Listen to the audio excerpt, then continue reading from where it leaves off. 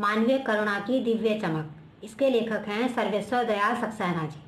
पाठ को पढ़ने से पहले हम उनके लेखक के बारे में पढ़ेंगे। साहित्यकार सर्वेश्वर दयाल सक्सेना जी का जन्म सन 1927 में जिला बस्ती उत्तर प्रदेश में हुआ था। बस्ती से high school, Queen's college Varanasi में अध्ययन करने के बाद एमए की परीक्षा इलाहाबाद विश्वविद्यालय से उत्तीर्ण की। वे अध्यापक, आकाशवाणी में सहायक प्रोड्यूसर के पद पर, साप्ताहिक पत्रिका दिनमान में उप संपादक तथा बाल पत्रिका पराग में संस्थापक रहे। सर्वेश्वर दयाल ने अपने साहित्य में मध्यम वर्गीय जीवन की महत्वाकांक्षाओं, सपनों, संघर्ष, हताशा और कुंठाओं का चित्रण किया है। खूंटियां पर टंगे लोग पर उन्हें साहित्य अकादमी का पुरस्कार मिला। वे कवि, कहानीकार, उपन्यासकार, निबंधकार और नाटककार थे।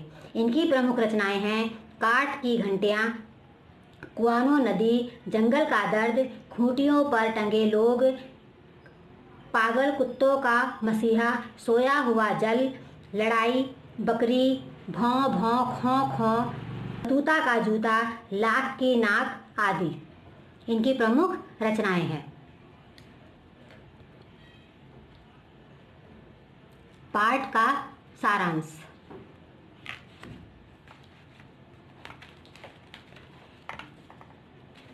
लेखक के अनुसार फादर को जहरबाद, ये गैंग्रीन होता है, एक तरह का जहरीला और कष्ट साध्य फोड़ा होता है, से नहीं मरना चाहिए था। उनके मन में यह प्रश्न उठता है कि यह प्रश्न किस ईश्वर से पूछे कि जिसकी रगों में दूसरों के लिए हमेशा मधुरता के अतिरिक्त और कुछ नहीं था, उसके लिए इस जहर का विधान क्यों हुआ?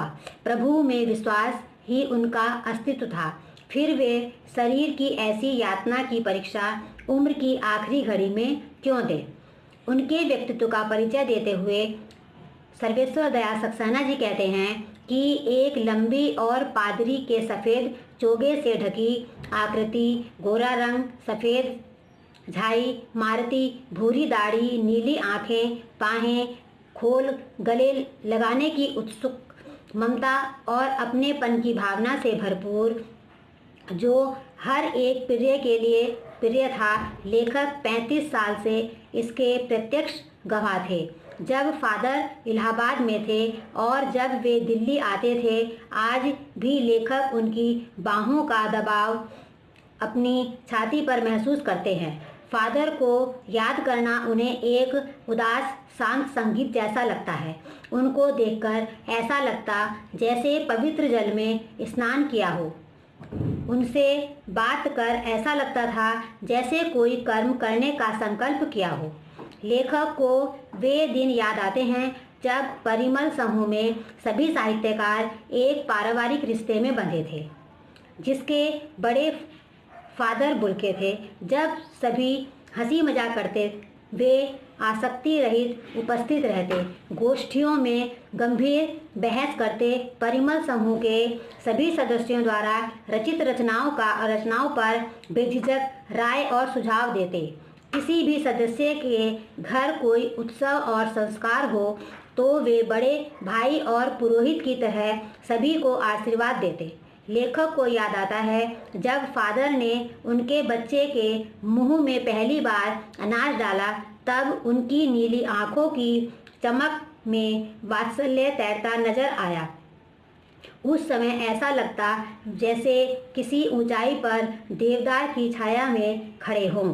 अक्सर उन्हें इलाहाबाद की सड़कों पर साइकिल चलाते देखा। लेखक के पास आकर रुकते, साइकिल से मुस्कुराते हुए उतरते और कहते कि उनकी रचना पढ़ ली है। अपने विचार प्रकट करते। उनको कभी क्रोध में नहीं देखा, जब भी देखा जोश में, ममता और प्यार से लबालब ही देखा। आश्चर्य होता कि बेल्जियम में इंजीनियरिंग के अंतिम वर्ष में पहुंचकर उनके मन में सन्यासी बनने की इच्छा कैसे उत्पन्न हुई, जबकि उनके घर में 2 भाई, 1 बहन, माँ और पिता सभी थे। जब उनसे पूछा गया कि क्या उन्हें अपने देश की याद नहीं आती, तो उन्होंने उत्तर दिया कि उनका देश तो अब भारत है। जन्मभूमि की याद के बारे में पूछा तो उत्तर दिया कि उनकी जन्मभूमि रैम्स चैपल बहुत सुंदर है, उन्हें उसकी याद आती है। घर में माँ की भी बहुत याद आती है। फादर को अक्सर माँ की याद में खोए देखा। उनकी माँ की चिट्ठियाँ उनके पास आती, जिसे वे अपने अभिन्न मित्र डॉक्टर रघुवंश को दिखाते थे। पिता और भाइयों के लिए उनके मन में लगाव नहीं था। पिता व्यापारी थे, एक भाई वही पादरी था, एक भाई काम करता था, उसका परिवार भी था। उनकी बहन बहुत सख्त और जिद्दी थी, उनसे बहुत देर से शादी की। उसने बहुत देर से शादी की। फादर को उसकी शादी की चिंता थी, जिसे वे एकाध बार अपने विचारों से प्रकट कर चुके थे। भारत में बस जाने के बाद 2 या 3 बार अपने परिवार से मिलने भारत से बेल्जियम गए थे। प्रभु की इच्छा से सब कुछ छोड़कर सन्यासी बन भारत आ गए। उनकी माँ ने बचपन में ही घोषित कर दिया था कि लड़का हाथ से निकल गया। इंजीनियरिंग के अंतिम वर्ष की पढ़ाई छोड़कर सन्यासी होने पर जब वे धर्मगुरु के पास गए और कहा कि वे सन्यास लेना चाहते हैं, तो एक शर्त रखी कि वे भारत जाएंगे। सन्यास लेते समय सन्यास चाहने वाला शर्त रख सकता है। उनकी शर्त मान ली गई और वे भारत आ गए। सबसे पहले जिसेट संघ में 2 साल पादरियों के बीच धर्माचार की पढ़ाई की। 9-10 वर्ष दार्जिलिंग में पढ़ते रहे। कोलकाता में बीए किया और फिर इलाहाबाद से एमए। उस समय डॉक्टर धीरेन्द्र वर्मा हिंदी विभाग के अध्यक्ष थे। शोध प्रबंधक प्रयाग विश्वविद्यालय के हिंदी विभाग में रहकर 1950 में रामकथा उत्पत्ति और विकास पूरा किया। इसके कई अध्याय परिमल में पढ़े गए हैं। फादर ने मातृलिंग के प्रसिद्ध नाटक ब्लू बर्ड का रूपांतरण नीलपंछी के नाम से। बाद में ये सेंट जेवियर्स कॉलेज रांची में हिंदी तथा संस्कृत विभाग के विभागाध्यक्ष हो गए। वहीं उन्होंने प्रसिद्ध अंग्रेजी हिंदी कोश तैयार किया, बाइबिल का अनुवाद भी किया। बीमार हुए, पहले पटना फिर दिल्ली आए और चले गए।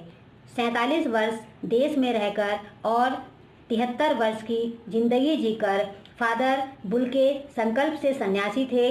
कभी कभी लगता वे मन से सन्यासी नहीं थे, जिससे रिश्ता बनाते फिर तोड़ते नहीं थे। जब भी दिल्ली आते, गर्मी सर्दी बरसात झेलकर वे लेखक से मिलने जरूर आते। हिंदी को राष्ट्रभाषा के रूप में देखने की उन्हें बहुत चिंता थी। अपनी पीड़ा को व्यक्त करते, अकाट्य तर्क देते। इसी बात पर उन्हें झुंझलाते देखा। हिंदी वालों द्वारा हिंदी की उपेक्षा पर उन्हें बहुत दुख होता था। हर किसी से घर परिवार के बारे में, निजी दुख तकलीफ के बारे में पूछना उनका स्वभाव था। बड़े से बड़े दुख में उनके मुख में सांत्वना के शब्द के जादू भरे शब्द दुखी जीवन में ऐसी रोशनी भर देते जो किसी गहरी तपस्या से प्राप्त होती। लेखक की पत्नी और पुत्र की मृत्यु पर फादर द्वारा कहे गए शब्द हर मौत दिखाती है जीवन को नहीं रहा, शांति दे देते थे। फादर बीमार थे, दिल्ली में थे, लेखक को पता नहीं चला। अंतिम बार लेखक ने उन्हें देखा तो वे बाहें खोलकर गले नहीं लगा सकते थे। उनकी बाहें दोनों हाथों की सूजी उंगलियों को उलझाए ताबूत में जिस्म पर पड़ी थी। उनके चेहरे से बरसने वाली शांति स्थिर हो गई थी, तरलता जम गई थी। 18 अगस्त 1982 की सुबह 10 बजे दिल्ली में कश्मीरी गेट के निकलसन कब्रगाह में उनका ताबूत एक छोटी सी नीली गाड़ी से उतारा गया। कुछ पादरी रघुवंश जी का बेटा और उनके रिश्तेदार राजेश्वर सिंह उसे उतार रहे थे। फिर उसे उठाकर एक लंबी संकरी यानी छोटी उदास पेड़ों की घनी छाह वाली सड़क से कब्रदाह के आखिरी किनारे तक ले जाया गया, जहां धरती की गोद में सुलाने के लिए कब्र हैरान हो मुंह खोल लेती थी। ऊपर करीर की घनी छाह थी। कब्र के चारों ओर जैनेन्द्र कुमार, विजेंद्र स्नातक, अजीत कुमार, डॉक्टर निर्मला जैन, मसीही समुदाय के लोग, पादरीगण, साधुओं द्वारा धारण किए जाने वाले गेरुए वस्त्र पहने इलाहाबाद के प्रसिद्ध विज्ञान शिक्षक डॉक्टर सत्यप्रकाश और डॉक्टर रघुवंश आए थे। फादर के पार्थिव शरीर को पहले कब्र के ऊपर लिटाया गया। रांची के फादर पास्कल तोयना के द्वारा मसीही विधि से अंतिम संस्कार शुरू हुआ। उन्होंने हिंदी में महिषी विधि से प्रार्थना की। फिर सेंट जेवियर्स के रेक्टर फादर पास्कल ने उनके जीवन और कर्म पर श्रद्धांजलि अर्पित करते हुए कहा, फादर बुल्के धरती में जा रहे हैं, इस धरती से ऐसे रत्न और पैदा हों। डॉक्टर सत्यप्रकाश ने भी अपनी श्रद्धांजलि में उनके अनुकरणीय जीवन को नमन किया। फिर देहेश कब्र में उतार दी। लेखक नहीं जानते कि कभी फादर बुल्के ने सोचा था या नहीं कि उनकी मृत्यु पर कोई रोएगा, लेकिन उस क्षण रोने वालों की कमी नहीं थी। इस प्रकार फादर कामिल बुल्के हमारे बीच से चले गए। ये सबसे अधिक छायादार, फल फूल गंध से भरे और सबसे अलग, सबसे होकर सबसे ऊंचाई पर मानवीय करुणा की दिव्य चमक में लहराते खड़े थे। इनकी स्मृति उन सबके मन में जो उनके निकट थे किसी यज्ञ की पवित्र आग की आंच की तरह आजीवन बनी रहेगी। लेखक भी उस पवित्र ज्योति की याद में श्रद्धांगत हैं। पाठ का सारांश समाप्त।